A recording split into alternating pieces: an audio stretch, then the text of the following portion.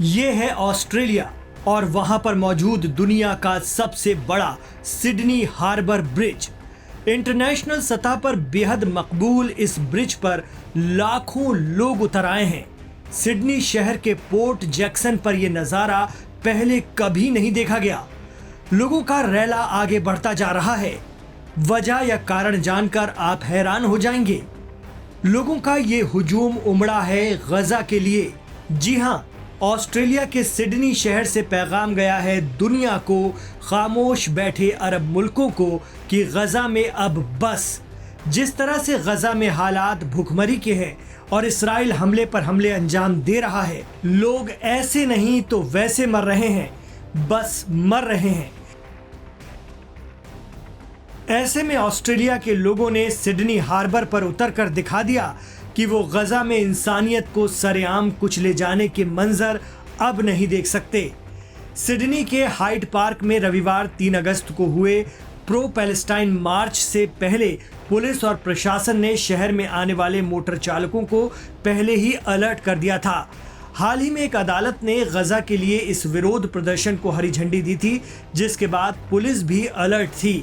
हालांकि प्रदर्शनकारी गजा में जारी मानवीय संकट यानी इंसानी बहरान और ऑस्ट्रेलियाई सरकार की विदेश नीति को लेकर अपनी आवाज बुलंद करने सड़क पर उतरे थे। लाखों लोगों के पूरी तरह से शांतिपूर्ण इस मार्च में सिडनी और ऑस्ट्रेलिया के अलग अलग हिस्सों से पहुंचे लोगों ने हिस्सा लिया। Aim right, achieve big. At KR Mangalam University, we provide you the platform to turn your dreams into reality. At KR Mangalam University. गजा में मार्च 2025 के बाद से जो हालात बने हैं वो किसी भी संजीदा इंसान को झकझोर रहे हैं। इसराइल ने बीच रमजान में हमास के साथ सीज फायर तोड़ते हुए गजा में फिर हमले शुरू कर दिए थे। इतना ही नहीं, गजा के लोगों के लिए पहुंचने वाली खाने पीने की चीजों की मदद रोक दी थी।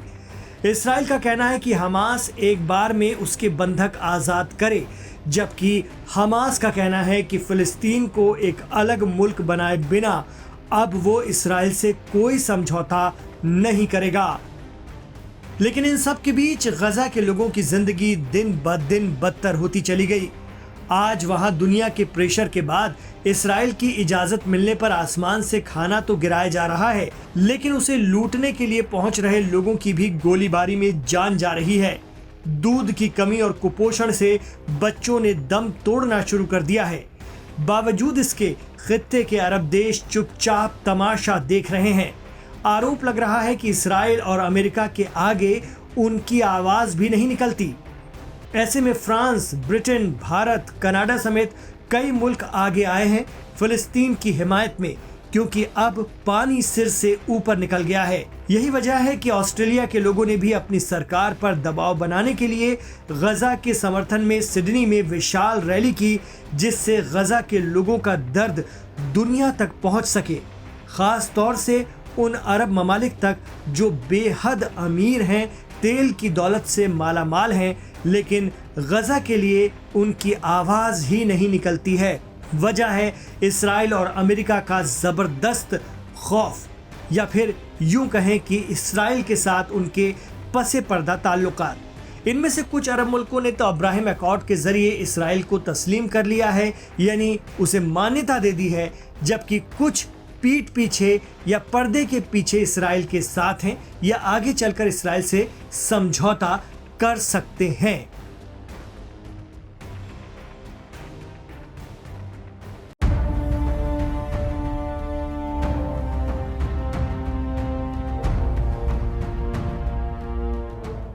इजराइल और हमास के बीच चल रहे युद्ध में शांति के दरवाजे एक एक करके बंद होते नजर आ रहे हैं। इजराइल की तरफ से 60 दिन के सीजफायर के लिए दिए गए प्रस्ताव को हमास ने अस्वीकार कर दिया है।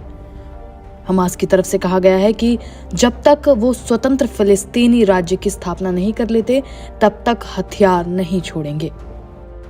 रॉयटर्स की रिपोर्ट के मुताबिक हमास ने बयान जारी करके कहा है कि वो सशस्त्र प्रतिरोध के अधिकार को तब तक नहीं छोड़ सकता जब तक कि यरूशलेम को अपनी राजधानी के रूप में एक स्वतंत्र पूर्ण संप्रभु फिलिस्तीनी राज्य की स्थापना न कर ले।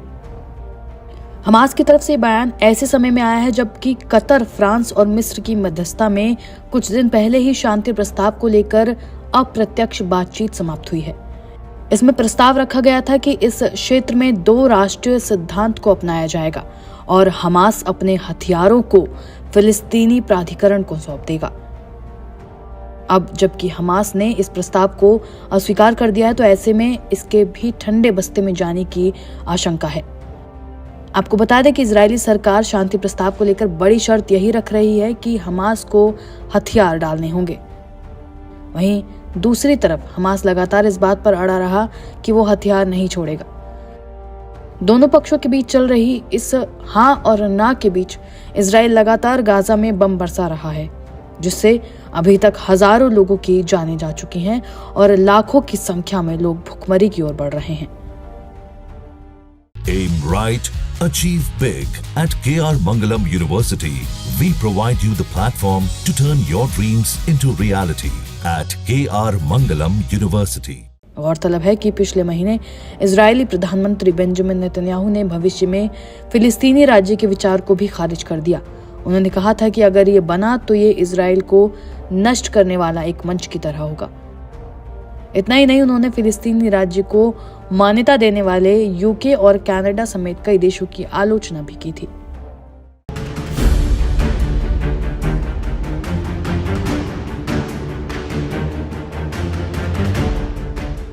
दुश्मनों की भाषा जब खुद अपने बोलने लगे तो विश्वास एक पल के लिए नहीं होता, लेकिन जब उनका इतिहास खोजते हैं तो पता लगता है असल में अपने ये नहीं, इनसे कई गुना बेहतर दुश्मन ही है।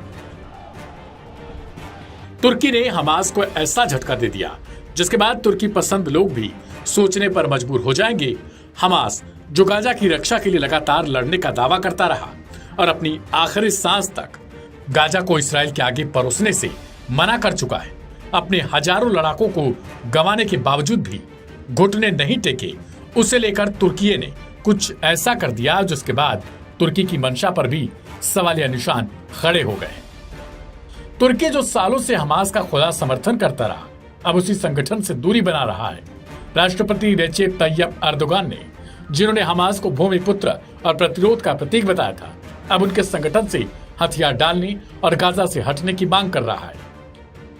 यह बदलाव अचानक नहीं बल्कि न्यूयॉर्क में हुए एक बड़े संयुक्त राष्ट्र सम्मेलन के बाद आया, जहां सऊदी अरब की अगुवाई में 16 अरब देशों ने 2 राष्ट्र सिद्धांत के समर्थन में एक प्रस्ताव पर हस्ताक्षर किए। इस प्रस्ताव का मकसद फिलिस्तीन को एक स्वतंत्र देश के रूप में मान्यता दिलाना है, लेकिन शर्त यह है हमास जैसी सैन्य ताकतों को नए फिलिस्तीन की सत्ता से बाहर रखा जाए। तुर्की ने भी इस प्रस्ताव पर दस्तखत कर दिए, जिससे पूरी दुनिया को हैरान कर दिया है, क्योंकि वही तुर्की था जिसने सालों तक हमास के नेताओं को न सिर्फ शरण दी बल्कि नागरिकता तक दी। इस यूटर्न को लेकर सवाल खड़े हो गए, क्या तुर्की ने हमास से धोखा कर दिया या यह एक रणनीतिक बदलाव है? असल में इस बदलाव के पीछे सिर्फ विचारधारा नहीं, कूटनीति और वैश्विक दबाव का बड़ा खेल है।